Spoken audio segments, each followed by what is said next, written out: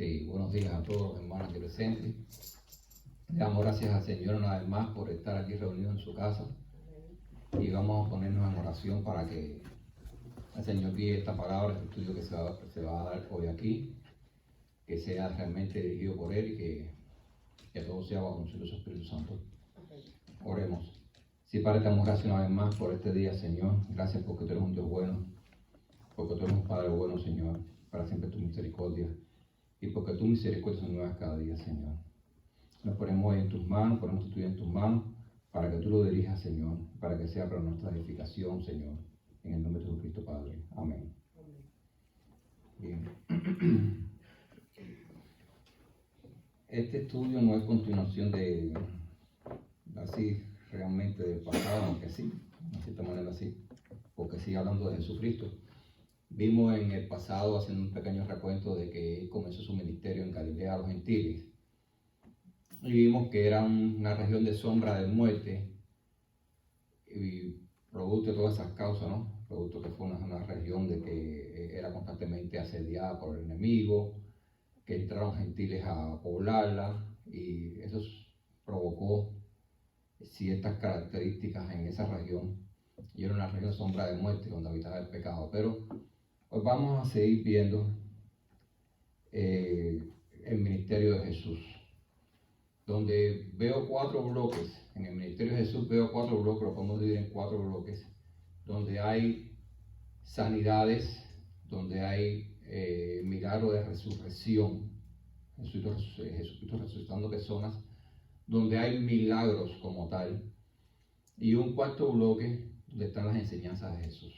Estas cosas las podemos separar en estos bloques, pero realmente como que uno quisiera separar el cuerpo humano por órgano para estudiarlo, pero el cuerpo humano uno solo es. El ministerio de Jesús uno solo es, que sabemos que es el ministerio de expiación del pecado de la raza humana. Para eso fue para lo que vino.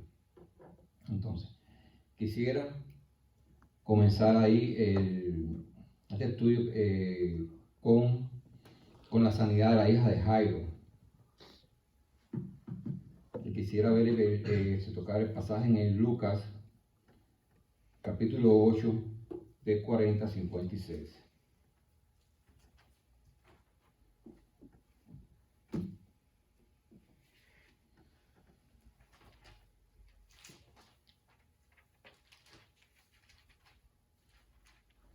¿Ya llegaron?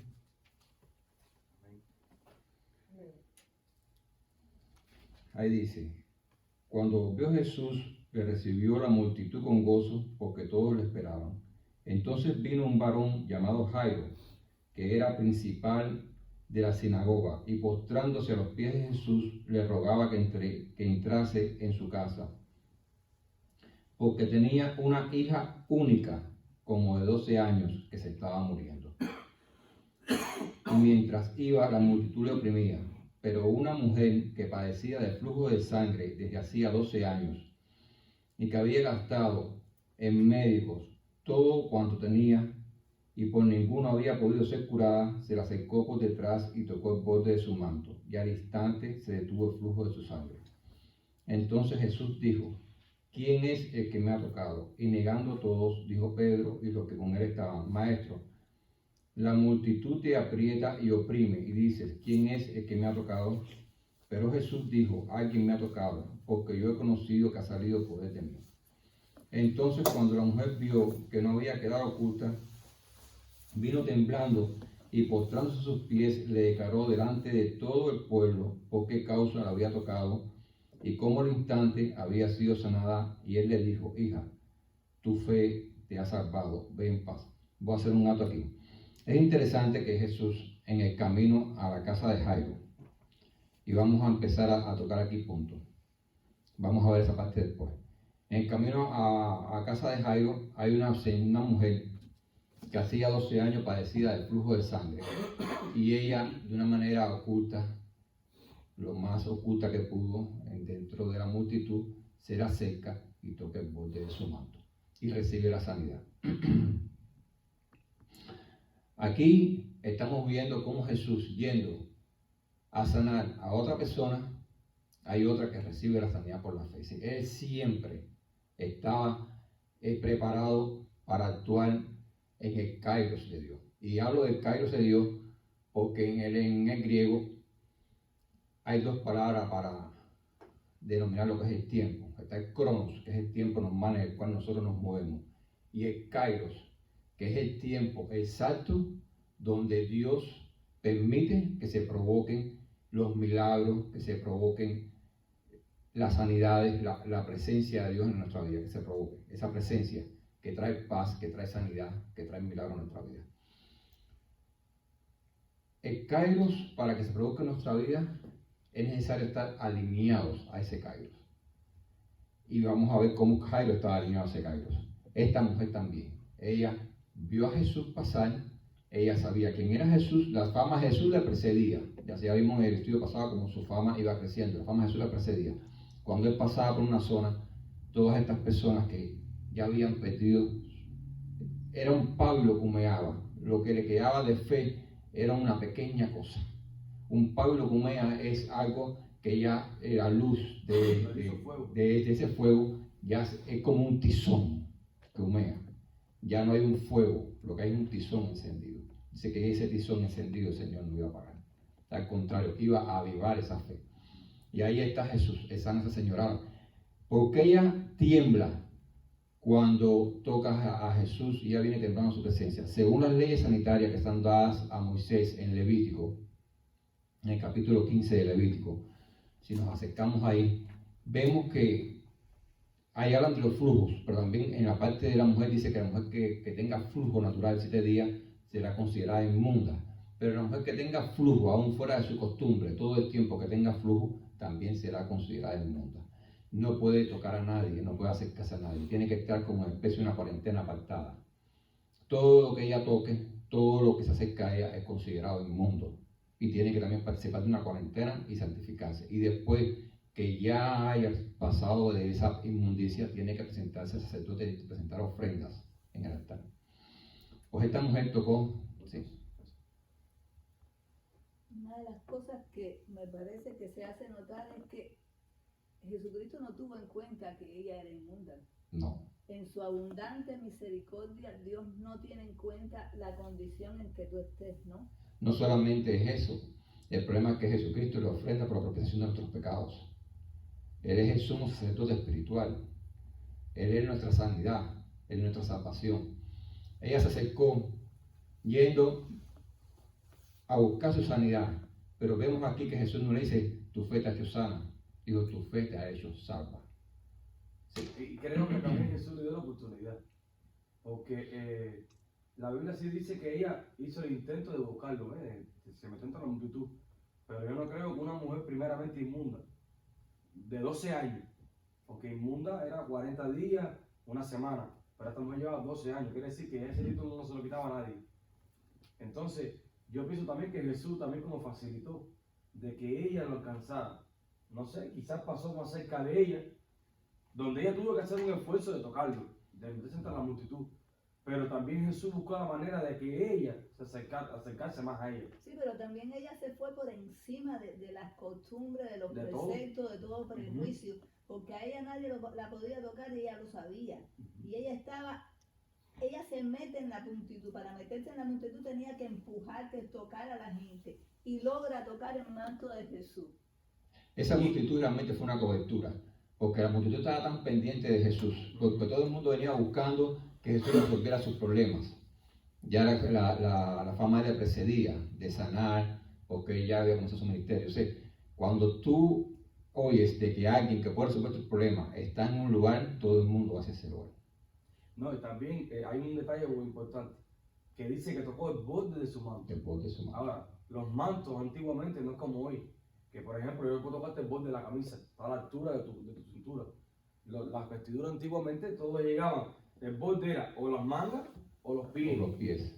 Y yo entonces, esta mujer llegó en una actitud bastante humilde porque se tuvo que haber arrastrado para tocar el borde de abajo. Y de una fe máxima. Ajá. Porque ella sabía, ella tenía esa convicción que tocando sencillamente, ella tenía tanto poder en Jesucristo que ella sabía que tocando el borde de su manto ella iba a Por eso digo, si tan solo tocar el borde de su manto. Este es uno de los propósitos de los milagros, de mostrar su señorío, el señorío de Jesús ante la enfermedad, ante la muerte, ante el dolor, ante el sufrimiento. Sí, Vemos que continuamente a esto en el pasaje se dice que inmediatamente, si seguimos leyendo, Sí, porque ocurrieron más cosas. dice que se estaba hablando aún cuando vino uno de la casa principal de la sinagoga a decirle: tu hija ha muerto, no molestes más al maestro. Vimos en el estudio pasado que en Jesucristo no moría la esperanza porque Él es la esperanza. Oyéndolo Jesús le respondió: no temas, cree solamente y serás salva. Nuevamente, el pábulo Cumea no apagará. Este hombre Jairo era un principal de la sinagoga. Se cree que las sinagogas se empezaron a construir una vez que destruyó el primer templo.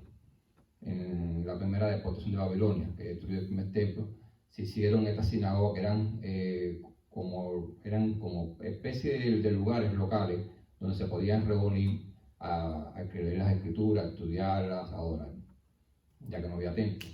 Pero principal de una sinagoga no podía ser cualquiera. Tenía que tener buena reputación en la comunidad, tenía que tener buen testimonio, tenía que tener conocimiento y dominio de las escrituras. Entonces tenía que tener buena reputación delante del pueblo, y teniendo en cuenta de que eran aldeas, de que eran pueblos, que allí no es como aquí, que nosotros nos trasladamos de un lugar a otro, migramos fácilmente. Ahí por lo general eran tribus, eran las tribus. Tú nacías y te crecías en una comunidad y tú seguías haciendo lo que habían hecho tus padres. Es decir, los oficios se aprendían por generaciones. Y ahí estabas, ahí crecías, vivías y ahí morías. Era normal, ahí desarrollabas tu vida. Porque la esperanza de ellos era lo que a ellos se les había prometido como nación, de que vendría un Mesías, que vendría un Salvador, y que estarían reinando con esto por toda la eternidad. Entonces, Jairo era un principal de la sinagoga. Los principales tenían la potestad del servicio de la sinagoga. Quién era el que iba a leer las escrituras, quién era el que iba a orar, quién era el que iba a exhortar, etcétera, etcétera. Sí, Jairo no era cualquier persona, pero Jairo pasó por encima inclusive de las costumbres judías que tenía que practicar. Pasó por encima de qué dirán las personas, de los que lo conocían. Él, siendo un principal, él fue a buscar al que podía salvar a su hija que se estaba muriendo. Y viene, según las escrituras, humillándose delante de Jesús y rogándole continuamente en varias ocasiones que fuera a sanar a su única hija. En el camino, Jesús se detiene por el milagro de esta señora que viene y toca el borde de su manto. Y en medio de que se para en ese momento, cuando él no había terminado de hablar con la señora, se le acerca uno que lo conocía y le dice: ya no lo molesten más, tu hijo ha muerto. Así que ese es como que es el cubo de agua fría que le cae arriba a ese pábulo Cumea y termina de apagar la fe.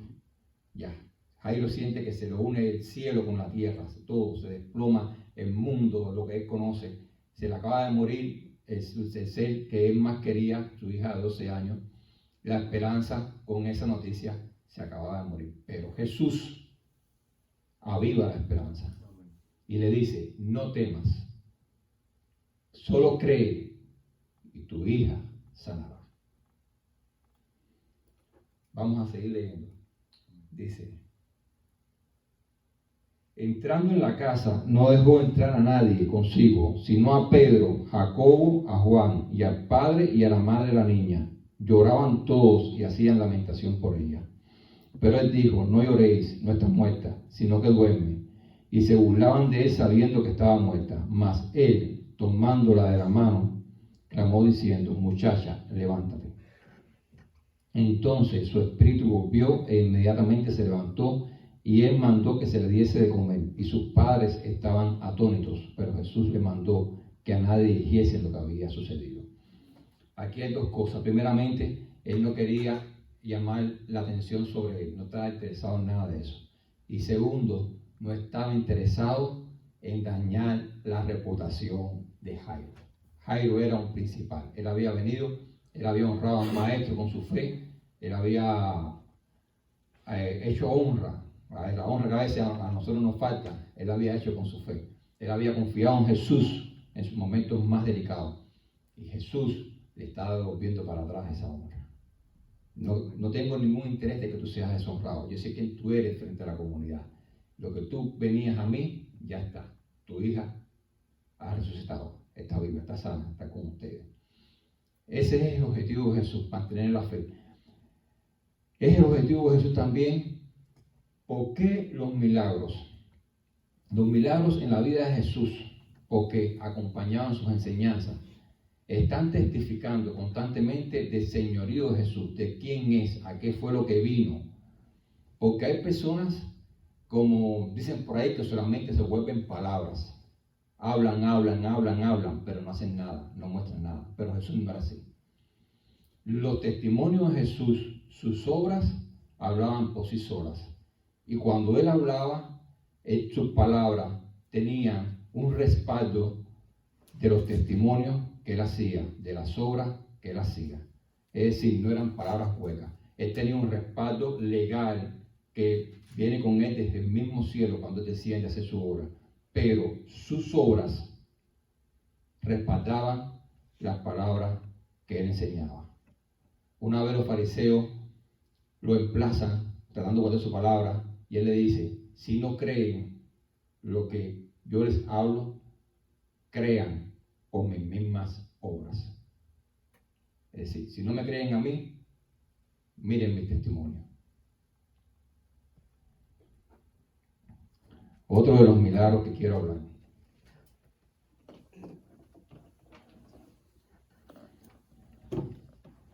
es el ciego Bartimeo, que se encuentra en el Evangelio de Juan, capítulo 10. Juan 10. De 46 a 52. En lo que tú buscas, yo tengo una duda. ¿Cuántos años llevaba la mujer con flujo? 12 años. Y la niña tenía 12 años. 12. 12 Ajá. y 12. 2 y 2. ¿Puede haber algo ahí? Puede haber. Ahí. Tremendo detalle. Tremendo detalle. No me percaté de ese detalle. Por cuando favor, estaba haciendo Dari, esto. ese detalle te lo explica. Pero tenemos que buscarlo porque tiene que haber algún Sí, mensaje. sí, 12 es un número bíblico, 12 eran la tribu de Israel. Ajá. 12 de la tribu de Israel. Puede haber un detalle ahí y quizás no lo pueda haber, puede haberlo. Sí, lo hay. Sí. Tiene que haber, porque qué coincidencia, 12 y 12, ¿no? Porque 12 también significa el trato de Dios con su pueblo, ¿ves? Con su pueblo Israel, su nación. Entonces, Entonces me puede estar hablando de que no importa quién tú eres, en qué condición tú estás, Dios está contigo y Dios eres importante para Él, porque fue tan importante la mujer con flujo como la niña. Sí, todos somos importantes. Vemos en el estudio pasado que inclusive comenzó su ministerio justo en una región que era demasiado liberal, era muy liberal, una región que había sido inclusive dominada por gentiles, Galilea de los gentiles, Muy religiosa. al otro lado del Jordán. Tan controlada por los gentiles un tiempo, que hubo un momento que ellos fueron obligados a circuncidarse, porque ellos ya estaban viviendo fuera inclusive de la circuncisión. Y como era una tierra, que si en los escritos de Josefo dice que también era una tierra que contrastaba al mismo tiempo, que era muy fértil. Y tú al tener, y dice que los pueblos eran muy numerosos, es decir, que no eran como regiones que son desérticas, los pueblos son pequeños. Había muchos pueblos y pueblos muy numerosos. Entonces, eso provocaba, con toda esta gama que se fusionó de gentiles y todo eso, la multiplicación, ¿no? Y también la multiplicación del pecado. Y completamente viviendo fuera de Dios. Vimos que sí, en el estudio pasado, que apartados de Dios estaban mal, ya cuando entran a morar los gentiles, producto de que es el éxito que se iban a la cautividad, entonces de mal ahora van a estar peor.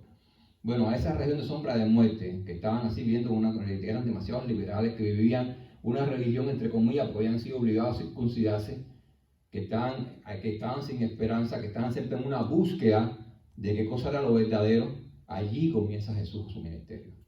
Es allí donde comienza. Entonces sí, hay un trato de Dios con su pueblo, pero Jesucristo no solamente viene a tratar con su pueblo, viene a tratar con todos. Aquí vemos un hombre que se va por encima de las costumbres del judaísmo, por encima de las costumbres que practicaba todos los días, que es Jairo, que en un momento determinado le importó poco su reputación, le importó poco lo que hablaban. Tenemos que tener en cuenta que en un pueblo no solamente están los que están a favor tuyo en una sinagoga, también están los que te envidian, los que guardan tus palabras, los que siempre comentan de ti, los que están buscando algo para desacreditarte. ¿Entiendes? Están los que te apoyan y están los que... Sí, hay una semejanza en los dos casos. A la mujer le importó un rayo que tocara a la gente, que la dijeran inmunda, que la mataran a pedra. Ella fue a donde estaba Jesucristo. Y a Jairo no le importó para nada su reputación, él fue buscando un milagro. Ambos cumplieron desde un punto de vista ese propósito. Y yo pienso que ambos están actuando bajo el cargo de Dios. En la decisión de Jairo, inclusive, yo no puedo decir que fue ni buena ni excelente, yo tengo que decir que es aceptada, porque siendo un principal, él pudo discernir que era el cargo de Dios acercarse a Jesús, ese era el momento de que Dios obrara en su vida. Y la mujer también, la mujer se fue por encima de las leyes sanitarias que estaban, ella sabía que podía ser apedreada, podía ser muerta, y se acercó a Jesús. Ambos se dieron cuenta de que en Jesús estaba la solución verdaderamente a sus problemas, que no está en ningún otro. Y la Biblia dice que por 12 años ella estuvo buscando los médicos. Dice que todo lo había gastado y nadie lo había sanado. Nadie lo había sanado. Mira qué contraste. Ella buscó por 12 años los médicos, la cura. Y Jairo no. Jairo fue directamente rápido al principal, a Cristo. El principal fue el principal. El principal de la sinagoga fue el principal de la al Rey de Reyes y Señores. Ahí está el señorío de Jesús. Por supuesto que ella no tuvo la oportunidad en 12 años atrás de ver a Cristo, porque Cristo todavía no había salido al ministerio. Simplemente estaba en un momento de espera. Entonces, ¿qué? Tenemos que ver que hay se puede decir desde el punto de vista. En Cuba había un tratado que se llamaba explosión religiosa. Y es que se puede ver desde un punto de vista que era una gran explosión, desde un punto de vista religioso, de acercarse a Jesús, de religarse con Dios nuevamente. Porque la nación de Israel había estado cientos de años en silencio, no había manifestado, no había voz profética durante muchos años, 400 años. Cuando primero se le vuelve a presentar un ángel y habla, lo hemos visto en estudios pasados, proféticamente es a Zacarías, el padre de Juan. Y después se le presenta un ángel a María.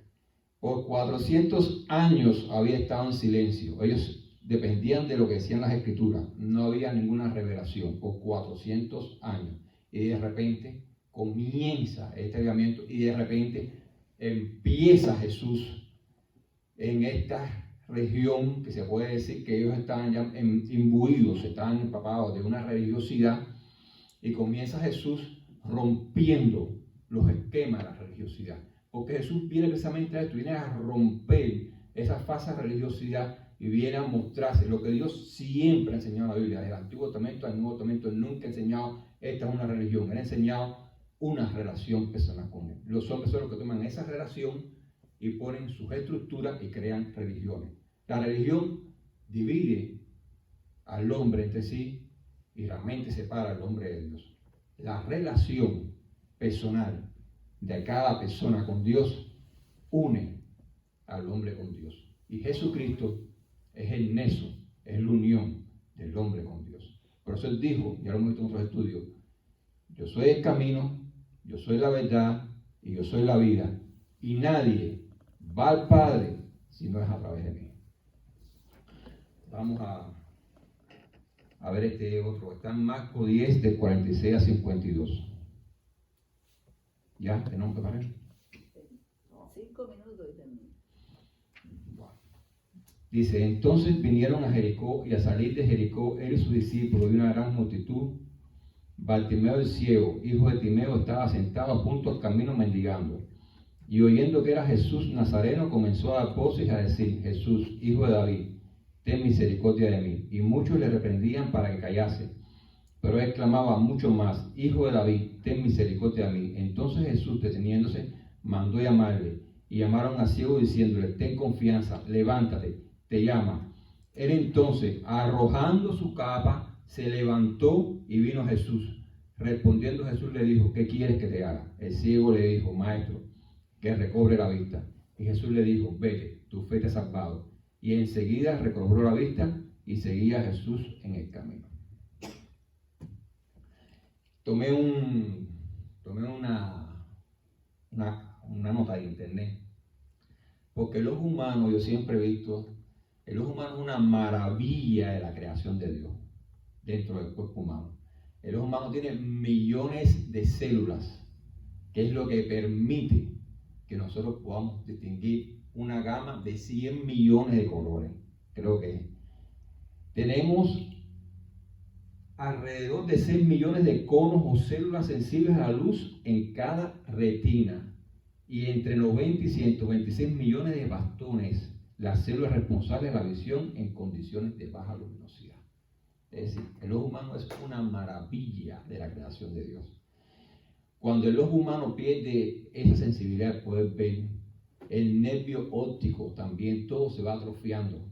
Todo, cuando yo una vez estudié algo de medicina en Estados Unidos, nos enseñaron que el cuerpo humano es un todo.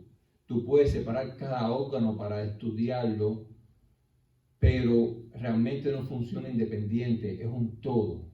Y cuando algo se daña, va dañando todo lo que tiene que ver con él. Por eso es importante de que el cuerpo humano esté completamente sano, porque si algo se daña, se comienza a dañar completamente por todas partes. Cuando el ojo se daña todo lo que tiene con el ojo. Se daña la parte del ojo, el nervio óptico, y la parte del cerebro que tiene que ver con esa función también se va atrofiando. Todo se daña. Y Jesucristo sanó a este ciego. Le devolvió la vista. Así. Es decir, que todo lo que tenía que ver con la visión lo recobró en fracciones de segundo. Así. Jesús sanando al ciego. Pero veo en este pasaje de que este ciego tampoco siguió los patrones religiosos, porque a los ciegos se le daba una capa, que a donde quiera que tú miraras esa capa, tú identificabas de lejos que era un ciego. Ellos vivían en los caminos, vivían mendigando, ellos vivían de lo que ellos podían recoger. Ellos por lo general morían de hambre o morían de frío, de enfermedad, abandonados. Ellos dependían de la misericordia de alguna persona que se acercara día a día a darle una misericordia a esa persona que pudiera comerse un bocado de pan. Esa es la situación de los ciegos. También podían ser abusados, ser maltratados y los podían matar para robarle y despojarle aún lo poco que tenían y no pasaba nada. No pasaba nada. Eran personas que vivían a su suerte día a día. Y esa capa identificaba quiénes eran ellos. Y este ciego, lo primero que hace cuando Jesús lo manda a llamar es que arroja la capa. Él arroja aquello que lo identificaba, esa identidad que le había puesto el mundo, esa identidad que le había puesto la religiosidad. Él arroja, él no estaba de acuerdo con eso. Y él se acerca a Jesús. Mientras más la multitud le decía que se callase la boca, ellos no dependían de una voluntad firme. Esas personas, cuando decían cállate, ellos se callaban, porque vivían bajo un temor, bajo un espíritu de temor, de intimidación. Pero dice que mientras más la multitud le decía cállate, dice que él levantaba más su voz. De alguna manera es admirable la actitud del ciego, porque él dijo, esta no es mi identidad, yo arrojo esta capa, yo no soy eso, yo voy a donde está Jesucristo, que Él es el que me va a decir quién soy yo. Y Jesucristo entonces le da una nueva identidad. Y nuevamente le dice, tu fe te ha salvado. No le dice tu fe te ha sanado, le dice tu fe te ha salvado. Qué interesante, todas estas personas que fueron sanadas, todas estas personas algún día iban a morir, algún día iban o podían buscar enfermarse, otra enfermedad. Entonces, ¿cuál es el verdadero propósito de las sanidades de Jesús, de los milagros de Jesús? Demostrar su señorío, quién Él era, a qué había venido. Y lo vamos a continuar en el estudio que viene. ¿Okay? Vamos a orar. Si algún hermano o alguna hermana quisiese orar para despedir el estudio. ¿Quién hay que orar? Hermano Miguel. Hermana María. Gracias te damos, Señor, por este día que nos has permitido llegar a tu casa, Padre Celestial, Padre Santo, Espíritu. Gracias son nuevas tus maravillas porque hemos despertado, Señor Jesucristo. Gracias te damos cada día, Señor. Tenemos que darte las gracias cada momento, Señor Jesucristo, Padre Celestial. Padre Santo, y por la iglesia, por todos los hermanos, Señor Padre. Cuídalos y protéjalos y los que vienen en camino que se lleguen con bien, Señor Jesucristo, Padre Santo, y cada día dale al hermano más sabiduría e inteligencia para que nos hable de la palabra, Señor Jesucristo, Padre, y por el ministerio de esta iglesia y por los músicos, por la predicación y por todo lo que se hace, Señor Jesucristo. Amén y amén. Amén.